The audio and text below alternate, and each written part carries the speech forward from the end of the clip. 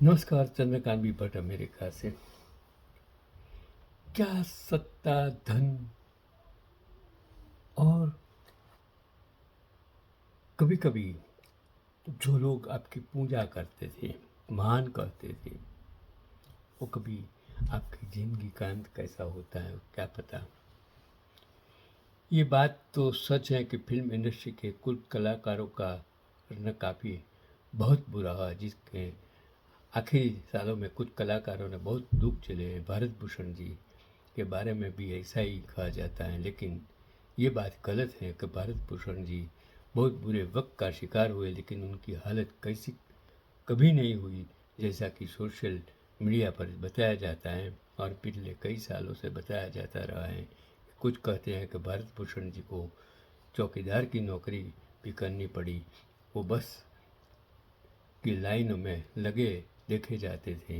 ये बात है कि भारत भूषण जी की कारें बिक गई थीं, जिनके बंगले भी बिक गए थे, लेकिन उन्होंने ना तो कभी वॉचमैन की नौकरी की और ना ही कभी बस में सफ़र किया।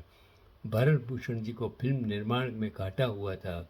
उस घाटे की वजह से उसके कारें और बंगले बिके थे, मगर बाद में उन्होंने जब फिल्में में चरित्र किरदार निभाने का शुरू किया तो उनकी स्थिति इतनी बेहतर तो हो गई थी कि वो आराम से अपनी ज़िंदगी गुजारा कर सकते थे। उन्होंने अपने लिए एक 3 BHK फ्लैट भी खरीद लिया था। बाकी वक्त तक वो अपने ही फ्लैट में रहे। भारत भूषण जी टैक्सी में सफ़र करते थे, ना कि बस में। अगर ज़्यादा देर हो रही हो तो ऑटो रिक्शा ले लिया करते थे। नहीं तो टैक्सी में भारत जी हर जगह जाते जाते थे, लेकिन बातें भारत भूषण की बेटी अपराजिता भूषण जी ने एक इंटरव्यू में बताई थी कि अपराजिता भी जी खुद भी एक्ट्रेस रही है। रामानंद सागर जी की रामायण में अपराजिता भूषण जी ने रावण की पत्नी मंजूरी का किरदार निभाया था। कुछ और फिल्मों व टीवी शोज में भी उन्होंने काम किया था और खुद को एक्टिंग से दूर कर चुकी। और भरत भूषण जी जब स्टार थे तो किंग साइज लाइफ जीते थे। अच्छे कपड़े पहनना उन्हें बहुत पसंद था। बंगले का एक कमरा तो सिर्फ उनके कपड़ों से भरा रहता था। वो शेरवानी पहनने के शौकीन थे। उनके कलेक्शन में कई शानदार शेरवानियाँ हुआ करती थीं। किताबों से बहुत लगाव था उन्हें।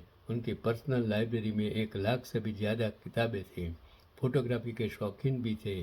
कई कमरे में उनके पास फोटोग्राफी के शौक के चलते वो देश और दुनिया में खूब घूमते थे। फिर रील्स को भी खुद ही प्रोसेस भी करते थे। भरत भूषण जी का बुरा वक्त फिल्में प्रोड्यूस करने के बाद शुरू हुआ। अपने बड़े भाई के कहने पर भारत जी ने फिल्में प्रोड्यूस करना शुरू किया था। कई फिल्में प्रोड्यूस की थी, लेकिन सफल सिर्फ 2 ही हुई थी। एक थी बसंत बहार और दूसरी थी बरसात की रात। फिल्में फ्लॉप होने की वजह से भारत भूषण जी को बहुत तगड़ा घाटा हुआ था। बहुत कर्ज उन पर हो गया। वो कर्ज उतारने के लिए भारत भूषण जी को अपनी तीनों बंगले बेचने पड़ गए, अपनी कारें भी बेचनी पड़ी और अपनी किताबें तक रद्दी के भाव में उन्हें सेल करनी पड़ी गई। बुरे से बुरा वक्त भरत भूषण जी ने उस वक्त देखा था, मगर उन्होंने कभी किसी के सामने हाथ नहीं फैलाया। किसी ने उनसे पूछा था कि आपने शून्य के से शिखर और फिर वापस धरातल का सफ़र किया है, आपको कैसा महसूस करते हो? इस सवाल के जवाब में भारत भूषण जी ने बस इतना ही कहा, जो मिल गया उसी को मुकद्दर समझ लिया, जो खो गया है उसको भुलाता चला गया। तो 27 जनवरी 1992 के दिन भारत भूषण जी का देहांत हुआ था और भारत भूषण जी की मृत्यु के बारे में झूठ फैलाया गया था। तो वो सोशल मीडिया द्वारा जो गलत बातें भारत भूषण के लिए और जो उस वक्त कि भाई वो गुमनामी ने दुनिया छोड़ गए थे, वो गलत है। आज सोशल मीडिया में इतनी गलत अफवाहें फैलाई जाती हैं। कहने का मतलब आज का पैगाम यही है कि वक्त के साथ चलो। वक्त अच्छा भी आता है, वक्त बुरा भी आता है।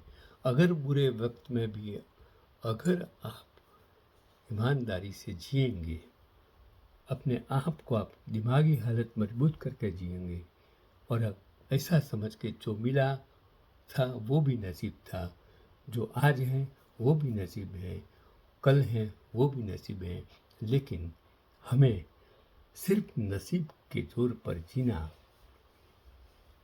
क्योंकि हमेशा जो कोई भी पटरी पर गाड़ी चलती है तो दो पहिए के बिना चल नहीं सकती। प्रारब्ध और पुरुषार्थ का दो पहिया, और बीच में आपकी ट्रेन है, गाड़ी है। अगर गाड़ी चलानी है तो प्रारब्ध और पुरुषार्थ दोनों को साथ में लेकर चलिए। यही आज का पैगाम। मत हारिए। जब बुरा वक्त हो तो बुरा वक्त में लड़ने का सीखिए, बुरा वक्त की शिकायत कभी भी मत कीजिए। यही आज का पैगाम के लिए मैंने वो भरत भूषण का उदाहरण आपके सामने पेश किया।